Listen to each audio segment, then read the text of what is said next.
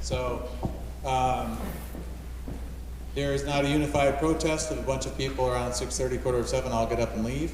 We know many of you have that priority. It's always family first. So for everybody who doesn't have kids on the basketball team, boys on the team, know there's a game and a gym that's going to fill up like it always does. So we're going to lose some folks in a little while. So with that in mind, we're going to get things started. So I know most of the people here. It's great to see some new faces. I'm Jesse Tyler. Serve on the school board. The school board has, what's that? You guys hear me all right? Is that better? That sounds like a lot of me. All right, it's ringing in my head, as long as this is not too much for you guys. So we have several committees on the school board. School board's role for a community is to, basically comes down to a fairly simple objective you voted us for is policy and making sure that there's safe and adequate education space for the students. So one of the subcommittees, and every subcommittee has 2 school board members on it. Andy Nichols, who will speak next. He and I are the 2 board reps on the capital improvements, where we look at the buildings and fields for the entire district. So we'll be around after. If any of you don't want to come up in front of a group or speak or ask questions, Andy and I will be around after. If anybody wants to speak during this and you don't want to come up, just give us a signal and we'll bring the mic over to you.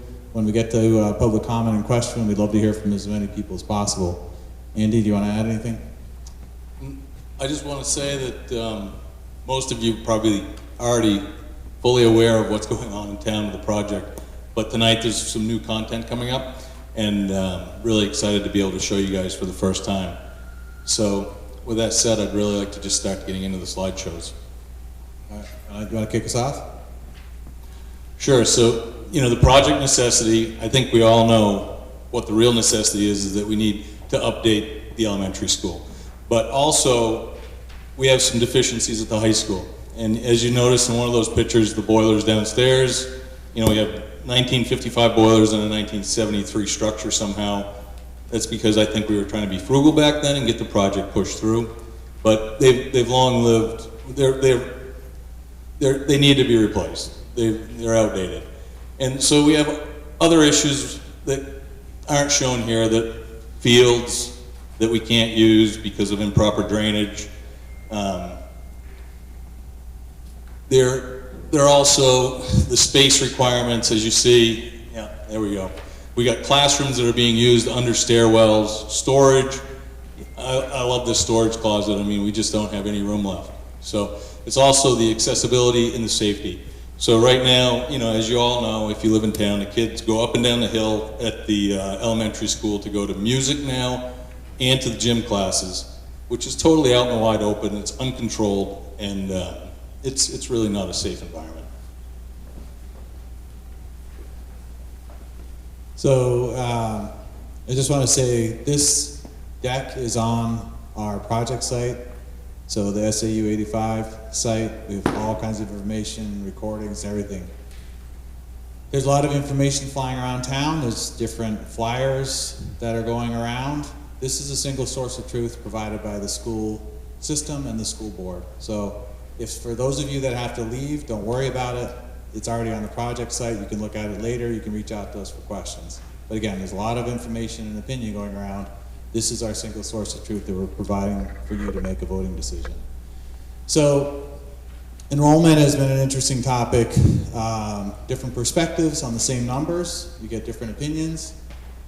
We have historically had a similar size to where we are now.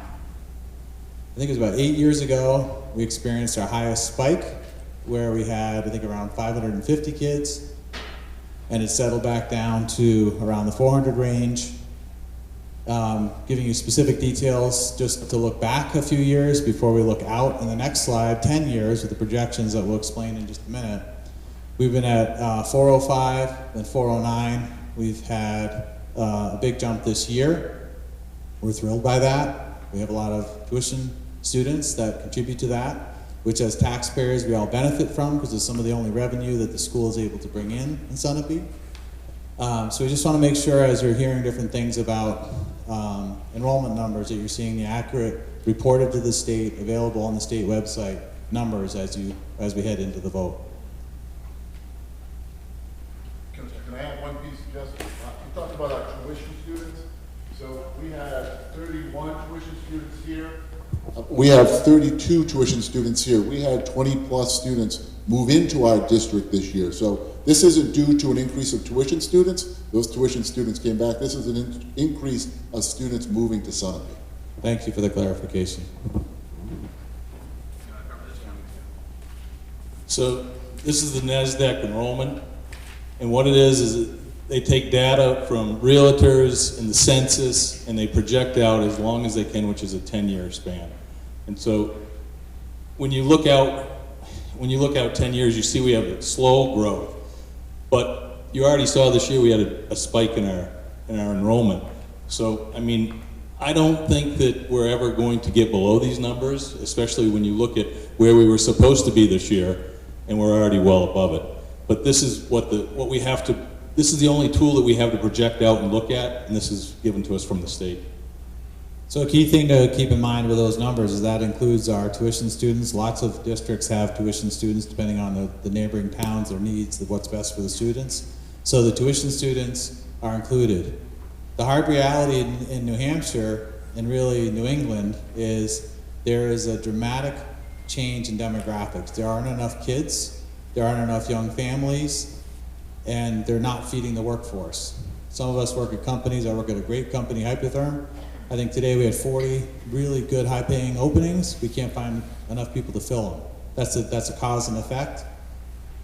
So when you look at communities that are really struggling and changing rapidly around us in Vermont, in this area, the differentiating factor is a successful K-12 is drawing new families to regenerate the community. That's what's changing the future path for other communities like ours. We're confident in the data that we have to plan by and the guides of the school board, and we're very excited. It'd be great if we could report the kind of growth that Wyndham's having, but for us in this environment, when you look at the stuff on the state site, the numbers of what other communities are dealing with the decline in total students, it's really frightening how that's going to affect those communities, their economy, their workforce. So for us as a guiding factor that we go by with this service, yes, it's fairly consistent. It's not this giant, enormous sudden win, but being steady, having that, more than a couple dozen new families come in this year, that's what regenerates our community, gives us confidence this is a good investment for us after all these years of talking about it. So that said, the school was designed around our enrollment, not around a dream list. So the school is appropriately sized for our enrollment, and it'll be able to take on a few more kids so that we have a safety net. Yeah, so we had room for potentially another 75 to 100 from the different, is that still about right? Okay, so we're not trying to be a big school, but we can certainly absorb more families that move, and we can certainly enjoy the benefit as taxpayers from more tuition students as appropriate. But yes, it's an important point that this plan that we're going to get into and turn over to our experts in just a minute, this is driven entirely on what does Sunapee provide now for education.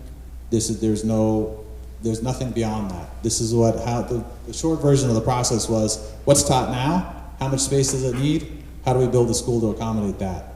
There was no other spaces added. Taxes. You go ahead and start, and I'll join in. Hot topic. Different opinions and different things being said and sent to you at home. You want to do the overview of why we have it? I'll kick it off for you and then we'll transition. We have to go with in order to do a warrant, in order for any of us to borrow money in a municipality in New Hampshire, we have to have 60% as a yes. 59% on Tuesday is equal to 0. We need 60% to be able to go forward. A warrant is written to give the school board permission to borrow up to a certain amount of money, just the way the town would do it or colleges would, whatever. The bond bank quoted us 3.5% on a 15-year bond. What financing we do and how we do it will be discussed in a public meeting after this hopefully passes on Tuesday. It's not decided. Andy and I, as board members, decided to bring forward a 15-year bond because it's during this process become the cheapest bond cost ever historically, officially this week. We want to do we're proposing a shorter loan to reduce the interest, the overall cost. The bond bank, to get us ready for the warrant article in December, this prep for January, quoted us 3.5% on a 15-year bond. Recent bonds have been significantly less. We have to go forward with what the bond bank said. Russ can provide some more color about how much lower the bonds are really selling for now, which is just remarkable, and the potential impact to reduce the project cost by several $1 million. But we have to follow the rules. They said 3.5 on 15, and that's what we have to tell you about. Do you want to take it from here? So these are, again, and thank you, these are estimates, and again, based upon this 3.5%. The bond bank is going to be very conservative and give us this high estimate. But as Jesse referenced, in June of 19, on a 15-year, came in at 2.3. In January 2020, came in at 1.3. In February last month, 1.6. We did a little research today. We found a school in New York that took from the bond bank and got under 1, at a 0.9. So as far as borrowing money, this might be a good time to borrow money. How long it'll stay that way, I'm not sure, but it seems right now interest rates continue to drop. I'm going to show you another slide, and I want to just preface the slide, but this is just an example. This is an estimate example, and what I really want to point to is the potential savings. If we went for a bond today, and we had a 2%, this is our interest savings right there. Almost $2.7 million that we would save in interest, and that's on a 2%. We're projecting, again, if we get out before the end of this year, closer to the springtime, we're in here if not lower. So there's some substantial savings we feel that could come with getting a bond at this time. Again, these are all estimates. That was an example. It could turn around tomorrow and it could go back up to 5%, and our estimates are all out the window. But I just thought it was important. No, that's what they were giving on a 30-year. So if you think we're getting a 15, that's just to show that that could probably be lower on a 15. That was the example the bond bank put out a week ago. Yeah, that'll be a public meeting. We hope lots of taxpayers are there to speak in public comment and lend your voice. But we're just bringing forward what is going to reduce this cost, the cost of this project, by the absolute most that we can control. One of the things is a shorter bond term, and it helps that we're officially at historic lows. So again, the overarching thing, we want all the taxpayers to understand this is the truth. The warrant gives us the opportunity to borrow up to $25.6 million to go with a pre-bond work and pre-bond pricing that's been provided. We are hopeful by how we manage the financing, whether some of that is in the private banks in town, some of it's in a bond, however we figure that out, and how we work with the partners we hire to build the school, we are very hopeful that we can reduce the overall cost. But you as taxpayers are giving us permission on Tuesday, ideally, you're giving us permission to borrow up to that amount. We don't want it to be 25.6, but that's how we have to proceed with this to follow the rules in New Hampshire. Yeah, so we're very hopeful that when this passes on Tuesday, that we're going to get to go to work and try to reduce the cost of the project and get the best financing rate that we can. I mean, if you look, it's ridiculous. If we could get a bond for under 2%, I don't know of any bond that I've ever heard of at a town that's gotten under 2%. I mean, this is a great project. It fixes every deficiency that we have in this school. It's coming in for less than last year, and the interest rate is the right time. I mean, this is a good time to do this project. One last piece, somebody asked me this question earlier tonight.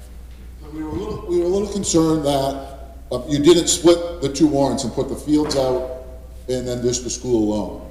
And when we really had this conversation, we were really considering this, but now looking at where we are at, if we would have done that, if one of the two failed, we would have had to go back after a bond next year. And I can guarantee you that interest rate would not have been here, and it would have ended up costing the taxpayers in Sunapee more money if we had to split that bond and one of those bonds failed and we had to go back out next year. So I know people have questioned why we kept them all together. I hope this sort of resonates with people, because this is a lot of money that we potentially could be saving in interest for this community. Plus, we have 80% of our kids in extracurricular, and we need spaces for them. We do have that as well. And they're at the sports and those other B club and other things.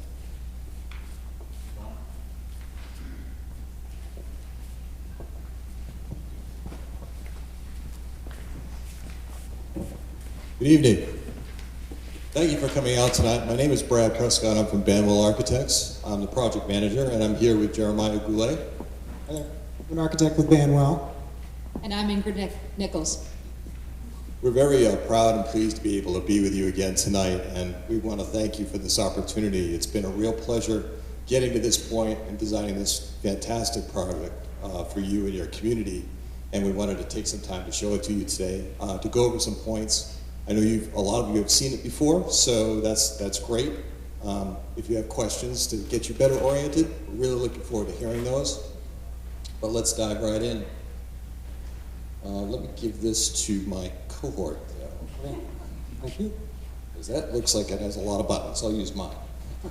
So this is the site plan that a lot of you are familiar with. After doing a lot of investigation with the town and talking to you about what works best for you, it was decided that doing a pre-K through 12th grade, one campus project was really the way to go. It was the most cost efficient and worked best for your community as educationally. So what we're looking at here is a site plan that includes both the existing middle high school and a pre-K through 5th grade addition to the high school along North Road right here.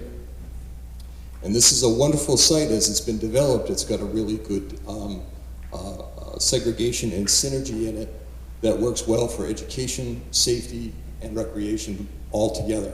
So it's as you approach the building on North Road here, this is obviously the very public side of the building, and we're still maintaining really good vehicular separation between the different types of uses for the building. As you look at the building right now, your entrance to the middle high school is here. And we're looking at the pre-K through 5th grade addition, which would have a new centralized entrance for all grades right in here, which is more secure and still central to both schools, which helps us with centralization of administration and some cost savings operationally that way too.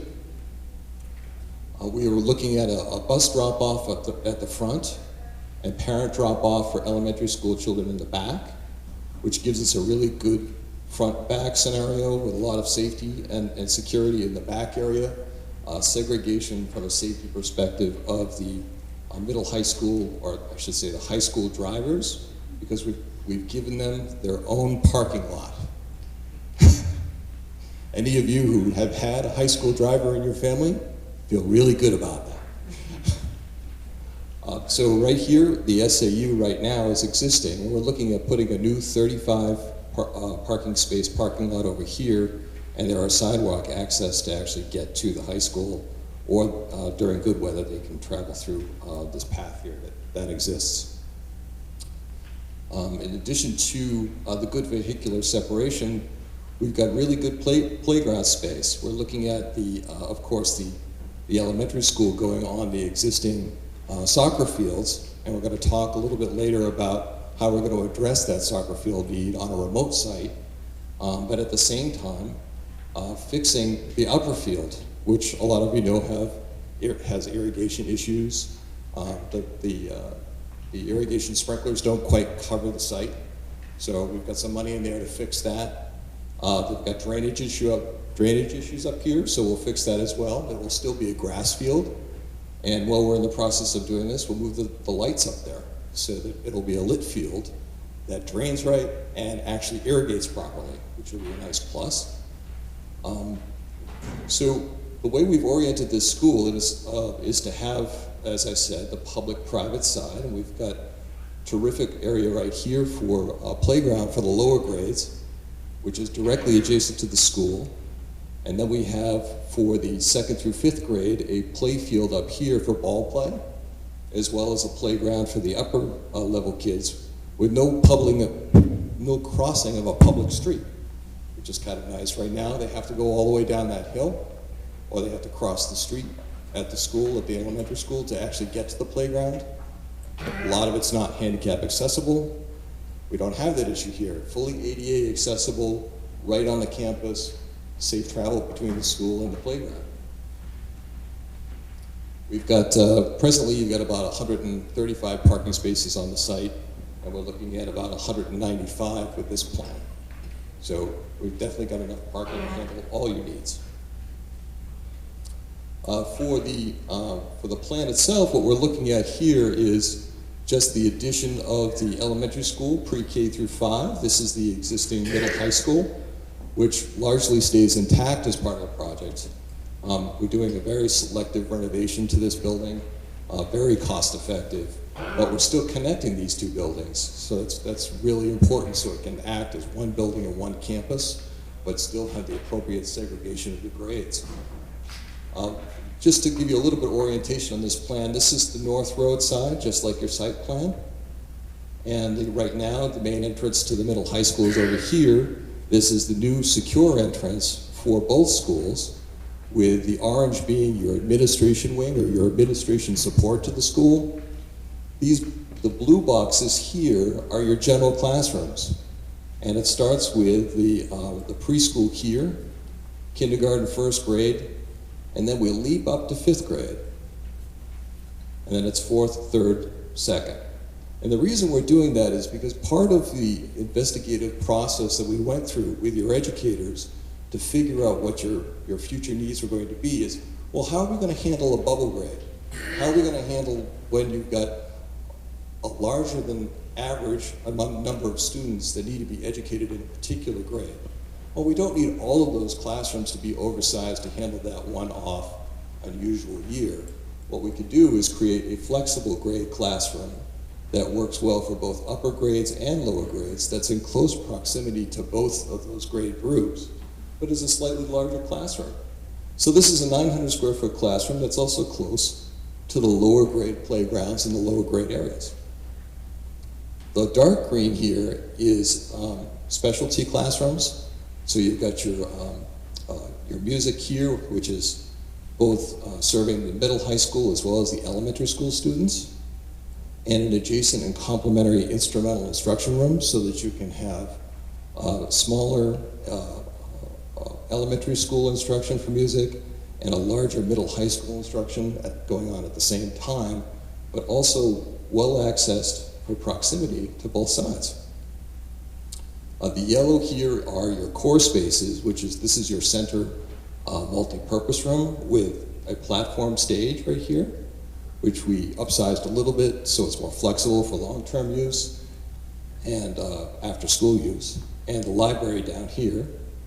And finally, your special education spaces, which is the light green, also central to the overall building, but also good proximity for the middle high school, so you have a proper sized occupational and physical therapy space, because right now they're kind of working out of a closet, and we wanted to give them the right amount of space to really provide the services that you need. We should also point out this creative corner here for makerspace and art purposes, and the computer lab here in this corner.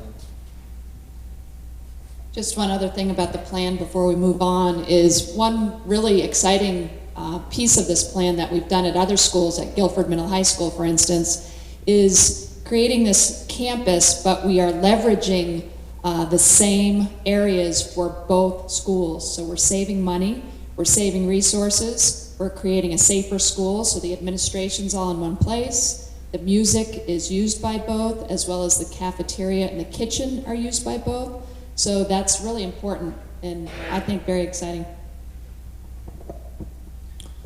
Also very clearly organized, we feel, in terms of its organization and adjacencies. All the parts of the program that want to be next to each other, we feel are, through discussions we've had with the school board, and very clear circulation pattern and visible exits, for pretty much every direction that you're in a circulation space, which helps for supervision and so forth. One of the things that we forget to talk about often when we look at this plan is what seems obvious to us, but is a luxury to your community right now, and that's storage. So right now you have a lot of storage and instruction happening in the corridors. That doesn't happen here. Now we have a right-sized building with the proper amount of storage so we can get the stuff out of the hallways and actually use it for safe and effective circulation where you can monitor the children, and it's good for all safety events. And daylighting is a major consideration too in how we laid out the space. You know, it's very efficient and compact, but at the same time allows for, you know, natural daylighting to all the instructional spaces around the perimeter. And you know, the larger core spaces on the interior would also gain some benefit of some clear story light from above.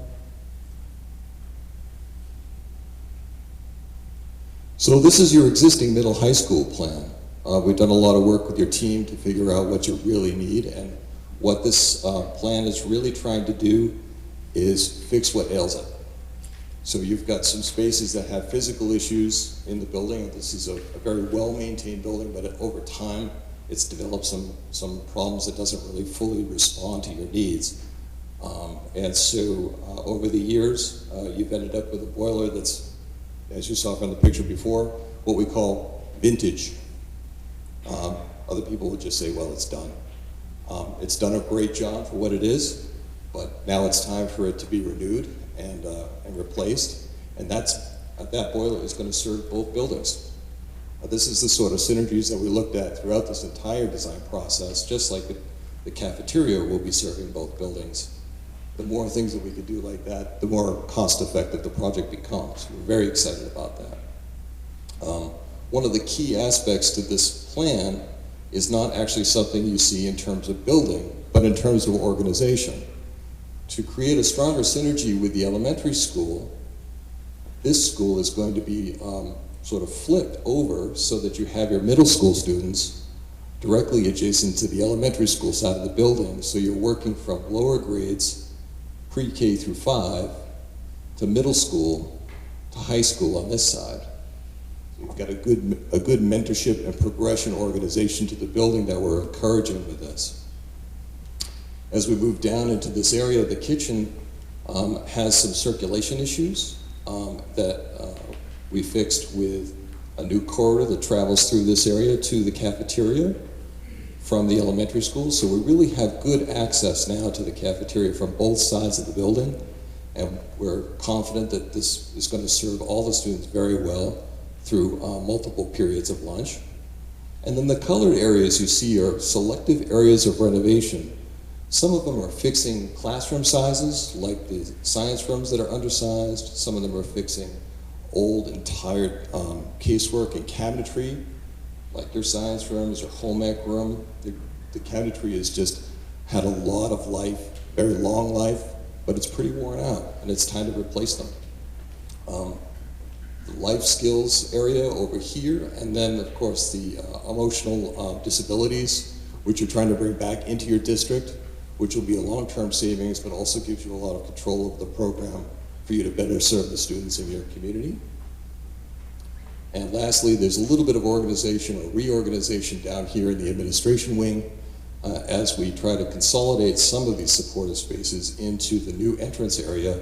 It also frees up spaces not only for special education, but allows us to fix some of the acoustic ills of that space. Walls that don't go all the way up to the structure above, so unfortunately you can hear the conversation in the assistant principal's office when you're in the nurse's office. That doesn't work very well, so we can fix that as part of this renovation. We're excited to show you some 3D images that we've developed. You know, we've taken this a step further since the last meeting that we've had. You know, we feel like we've had a lot of fun with it, and this just gives us a chance to share our vision of the potential of what this project could be, and explain how it'll fit in with the existing school. So what you're seeing here in this image is a view of the main entrance. You can see the corner of the existing building located over in that direction here. And with this image, you can see the canopy protecting the entrance here, wanting it to feel warm and welcoming. And that's sort of the process or the mindset that we wanted when we're thinking about the aesthetics of this. Is we didn't want to create a design that felt really intimidating or opposing. Want something that's warm and welcoming, and breaks down the scale a little bit for younger children and so forth. But also could create nice gathering spaces here at the entrance. You can see this places for seating. You can see right here, this is the administration wing that you enter in adjacent to. And here's the connector wing connecting to the existing school, and some other elements that we've played with. And this kind of serves as a bookmark to kind of capture this form over there.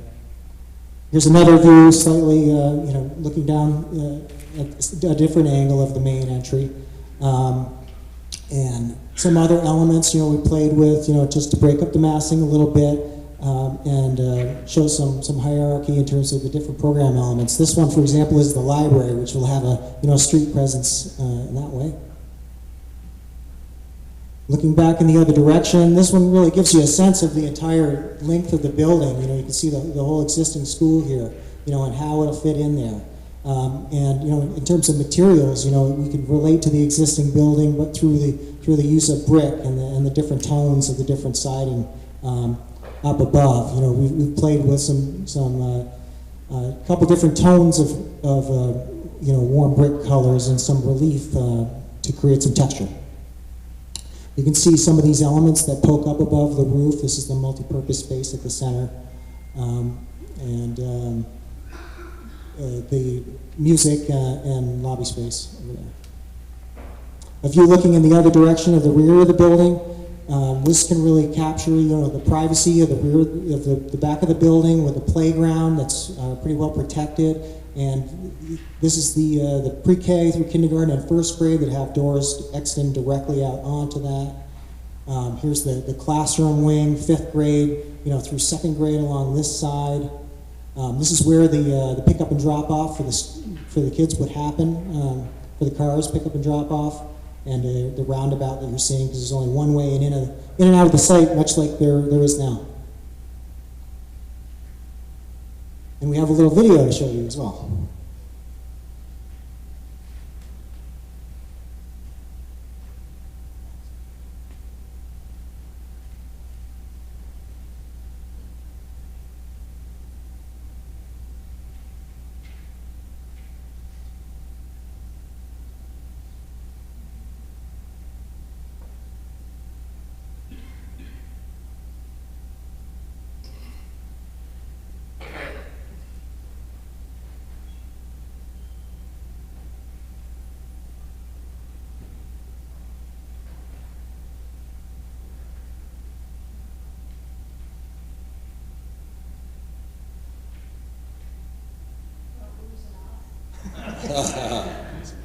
Next time we're going to add music, I think.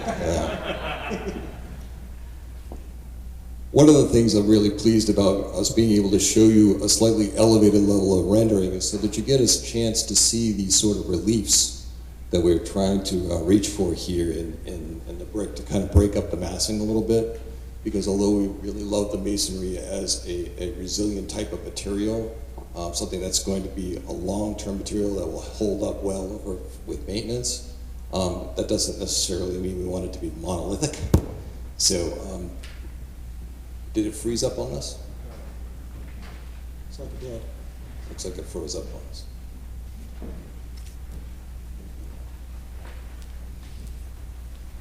Okay. We've also showed you some images of a couple classrooms. These are some examples of a recent project that we just completed and designed, and just really wanted to give you a sense of the modern classroom, what you can kind of expect with your new school. And here's some examples. This is the typical elementary music room and an art room here. And natural light. Warm colors, playful, things that we really want to achieve. This is a result of close communication with the teachers, getting to know, everything that needs to go in the space, very close contact in that way. So in the music room, just to share some elements of We have some playful acoustic panels. A lot of attention is taken into account for the acoustics of the room in terms of separating it from other portions of the building. We have marker boards and tack boards, smart TV screens. Casework elements are closely considered. Storage space, is always at a premium. Instrumental storage. This is an example, which could closely represent, the instrumental instruction space in your program. An example of an art room here, you can see the flat file storage, easily accessible peninsula with the sinks, kids can use from both sides. Flexible furniture is something also that we'll work closely with you on to maximize, how the space can be used in various ways, collaborative learning environments. This is an example of a preschool room. You can see here with the cubbies, storage, marker boards and tack boards and smart screens, appropriately sized counter heights with sinks for the age-appropriate levels. Example of a typical elementary classroom here, and here's an example of classroom furniture that can be flexibly used in different ways. I think one of the benefits of you being able to actually see these photographs is this is very realistic to what the budget of your school has been budgeted for. So the appointments and the light open feeling and the clean feeling of it, the amount of daylight that you see in these types of spaces, the level of technology that you're looking at, these are the levels that we really budgeted this project around. So this isn't sort of us showing you the Cadillac for the Toyota we designed. This is actually the product that we designed.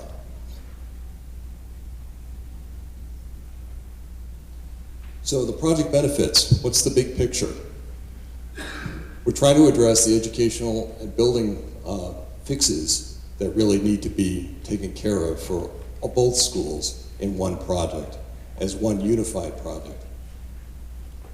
And fixing the existing baseball fields and adding some new fields and a track that you've told us that you really need.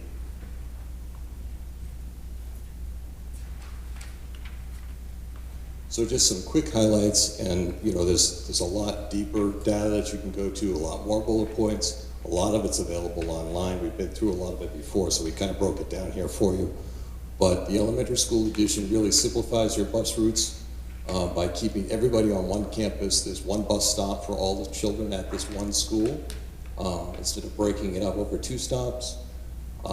Increased time with the students with less transition time from classroom to other activities. No more going down the hill to the Sherburne gym or going between the modulars and the existing larger elementary school. A lot of cost synergies from operational and educational perspective. This is a safer building for parent drop-off than your existing elementary school. And we've got your playgrounds away from the traffic. We've got a centralized, safe, secure entrance, which is well monitored by the administration, and a back area that also has good security control. And your educational needs are being met. You guys have done a lot of homework really early on in this process. It's the right way to do it, to create an educational spec, to identify your need before you ever drew a line on a piece of paper. And because of all that homework, we can stand up here with a straight face now and say, you met your need with this design. This is what you guys asked for when we were looking at spreadsheets, and now it's a real project.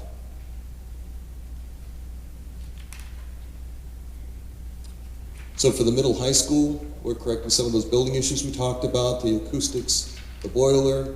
We've got some gym ventilation issues here, electrical issues, the sunlight, or the lack thereof in the existing science rooms. Of course, updating those kitchens in family consumer science.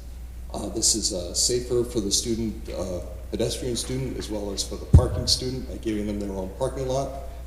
And meeting some of those educational needs, like putting OTPT and occupational therapy and physical therapy in the right size space, and bringing your emotional disabilities children back into the district.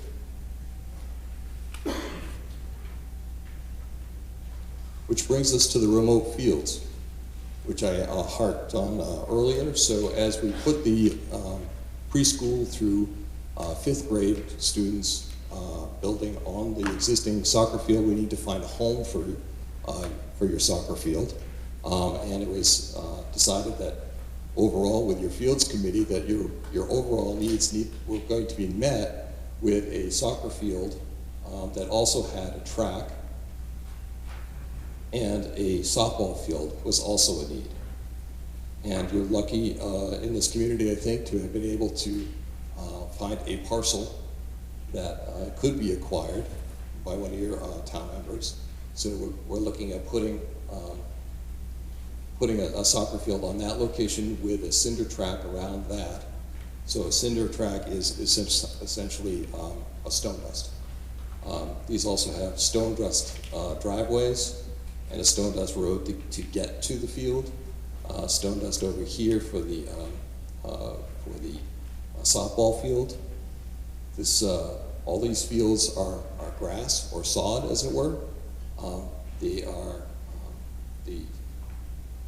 The soccer field has lighting as well. Bleachers and an equipment shed is not something that's included in the soccer field right now. That's something that's been pushed down the line as an investment for later. But the softball field does have parking right next to it, as well as dugouts, and of course the backstop to service that. So we're pretty excited about what that's able to accomplish. There is parking at the soccer field along the access road here. There's head-in parking as well as side, parallel parking on the side.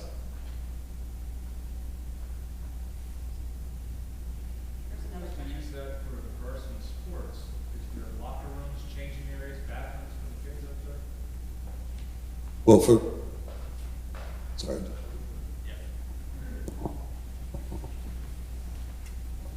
So no, there's no external locker rooms or changing rooms or anything like that for the varsity kids up there. They treat it just like an away game, or when they go over to Colby to practice. They change here, and then they go up to that.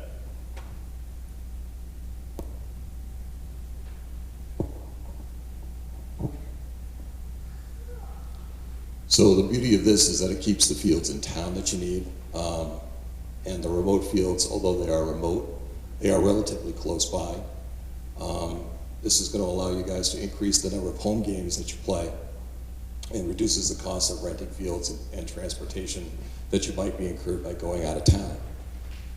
It satisfies your fields needs with your new soccer field, cinder track, and a replace of the softball field. And it fixes the existing baseball field, or what you guys call the upper field, right behind the school.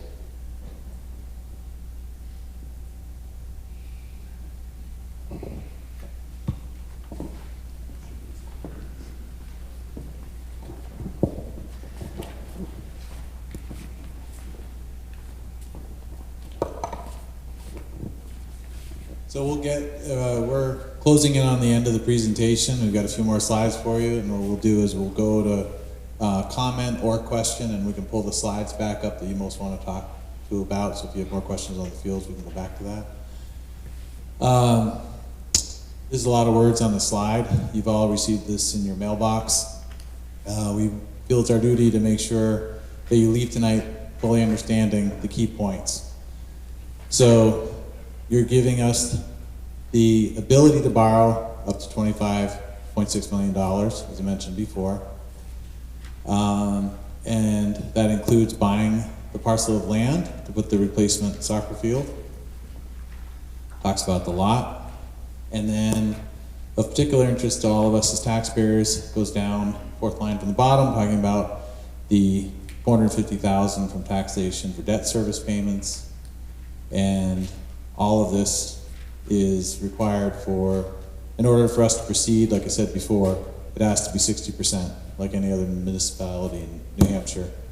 So the tax impact on the first year is the 36 cents per thousand. It's the second year that it makes the larger jump to the 207. Again, we don't anticipate it being anywhere near the 207, but we're required to come back to you with that because that is the quote from the bond bank. So it's a lot to take in. So I'm just going to close up with saying that you heard a lot about savings and cost effective, and some of you were probably like, you're only $1 million different than last year. Well, the big difference is, the difference between this year and last year is, the first CIP meeting I went to, they handed me a folder and they showed me that we had $3.7 million and change worth of deficiencies at this school that were from boilers to HVAC to controls. We have controls that don't work properly.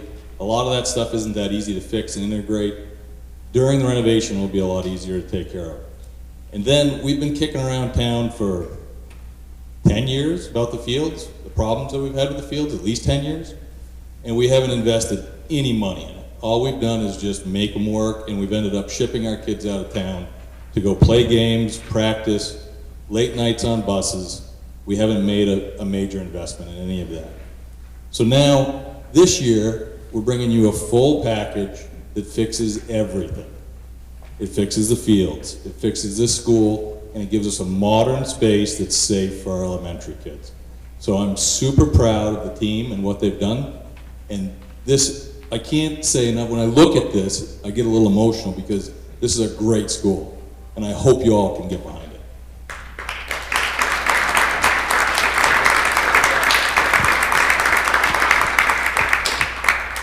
So we want to review a little bit, where does that number come from? So again, a lot of you might be familiar. It's our responsibility to make sure we all leave calibrated and understanding.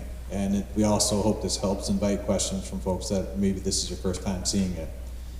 So the way the 25.6 breaks down is the new elementary school. And again, that school is built. We can explain every square foot in the new plan, which is to meet what we provide now, even if staff and administration, students have accommodated the increasing space demands of modern education, where occupational therapy, physical therapy, autism program, case managers, everything that goes on, makerspace, some other things like that. We settled, it was originally bigger, there was a lot of compromise, a lot of discussion. We were able to get it down to 51,020 square feet. That by itself is the 17.5. Andy talked about the first day we met was learning about the boilers here, and Honeywell telling us, well, it's great they still work, but they're well past their usable life. You guys got to be careful. Hi, welcome to school board, Andy. So I think you covered that effectively. There's ongoing high maintenance HVAC issues, the boilers, but it's fixing the kitchen so it serves both schools. Fixing the boilers or replacing them. In prior versions in this 30-year conversation as a community, one of the plans that we looked at last year before bringing forward what we did showed a new elementary school in the upper field. For us to do so, we were advised, if we even considered that, that would be in the $40 to $44 million range. So that's a lot of money. We didn't think the community would support it. It makes for a lot of duplicative needs with the parking, the gym, the cafeteria, and on it goes. So having been involved last year in bringing a very different plan in comparison, this is a significant higher value. $17 million is a lot of money. 25.5 is a lot of money. We're never ever making light of that. But when you look at this comparing to just building a new elementary school up behind, putting a new road by the SAU, all of these other factors, this is something we're proud to bring forward to try to steward your dollars as carefully as we possibly can, with evidence, with openness, with transparency. So last year's plan didn't touch the middle high school. There's some real urgency on the need for the elementary school. That's what the prior school board and prior CIP went for.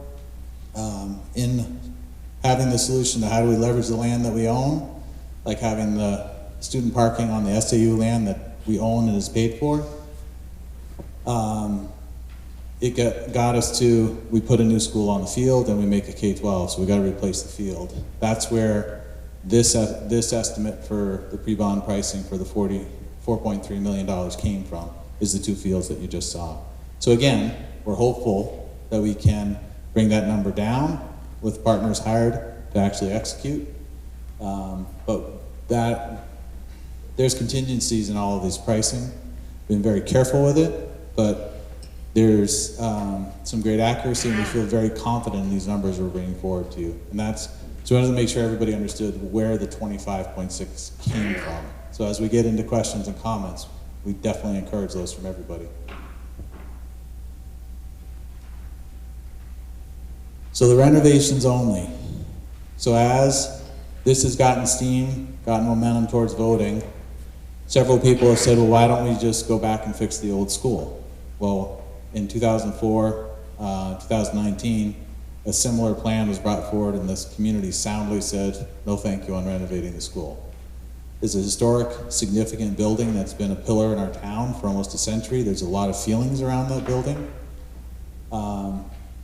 If we just look at renovations, we end up spending, with all of the factors, almost exactly what the new school will cost. So we feel it is a better, having heard twice from the community, no on fixing the old school. We feel this is a further evidence of why this is the best value when you make a comparison against fixing that school, still having to do, and this is bare minimum to the middle high school, and then adjusting on the playing field. The renovations to the existing elementary school don't do anything for educational space, for the storage problems, for all those issues, the classrooms that are happening underneath stairwells, things like that. So that is just fixing the problems that are there and making it a safe environment for the kids. It does zero for education, and that's hopefully more and more of what's on people's minds will make the decision that you can make it more safe doesn't address having modern education. It's great that high school's ranked, I think, second best state in the state by U.S. News and World Report last year, but we're feeding kids up into the middle and high school out of a building that really needs to be repurposed and something else needs to be done with it. Because of the renovations only comments and people saying it's just too much, we can't, for some people, we want to make sure you understand with the existing elementary school, unfortunately it's a hard term, but towns call them dead schools when the school's no longer going to be used. We have one in a community nearby, for an example I don't want to get too far into. Our responsibility is to figure out, with all of your help, what to do with that old building when it passes. The reason we don't go farther into the potential of what that building could be. People have talked about a tech school, a senior home, condos. I forgot the other ideas. Those are the ones that come to mind. That could be a really great community decision. We are trying to be very careful with your tax dollars. It's going to likely be $3,000 to get a special assessment of what that building may be worth. We can't do that. It is not right for us to do that and authorize those funds until we have a 60%. So we can't wait to talk about the building, because unlike other towns that have dead schools and you're not sure what to do with them, you can look at something like in Lebanon, where one of them sold, and I'm just giving you an example. I don't want this to be the number that sets an expectation, but one of their schools, I think it was $700,000. So after they got cleared carrying costs and heating, cooling until it closed, I think they walked with around $500,000 that they were able to put towards the school system. So we see that potential here, and we've taken some challenge for not telling you what's going to happen to the school. Well, we need it to pass with your votes, and then we need your help figuring out what the community wants to do with it, and then it's the board's decision, but we're going to have forums and get ideas from all the expertise in the community, because there's huge potential. Where else are you going to have a building that big in Sunapee? Where else could we have condos or whatever else that could be? So I'm hoping that answers that question for anybody here tonight enough to understand why we're doing this in the certain order that we have to do it. Get into what's next. What's next is the March 10th bond vote. So hopefully, when it passes, we're going to be able to secure a bond that's lower rate than what we've quoted. And then also, another thing that we haven't talked about much is we know that operational costs are going to go down. And so that means hopefully the school budget will go down, and that'll also help to defer what it's going to cost put the school in. So it's a really exciting time, and I think that it's the best project that I've seen be brought to the town for the school solution, and I hope you can see it the same way. Yeah, we're hoping to deliver $300,000 to $400,000 in the first year it opens in operating costs. Those things will be more clear as we get farther into the project, reassessing how we can remove duplicative kind of waste that's naturally in the system now that people are used to. We're all used to the kids going down the hill, coming back up, which is fun in January where you lose instruction time. All of those kinds of things, to the best of our ability, we are confident projecting $300,000 to $400,000 in operating costs. That still gives us further. The project will likely take 2 years. That gives us 2 more years to continue to figure out how to make this viable and sustainable for the taxpayer over the long run, while providing the incredible education quality that we're known for. So we would like to hear from you. So this is not a, you don't have to ask a question, you can make a statement, it's up for you. Democracy is wide open. We're used to being up here. We understand that most reasonable, from little to old, big or old, however, I didn't say that right, let me start that over. From people of any age, to stand up in front of a gym or stand at a microphone is incredibly intimidating. We understand that. So if you want to ask a question, or you want to read something, or you want to say something, just signal us. You can stay where you are. We'll walk over and give you the microphone. If that helps you lend your voice.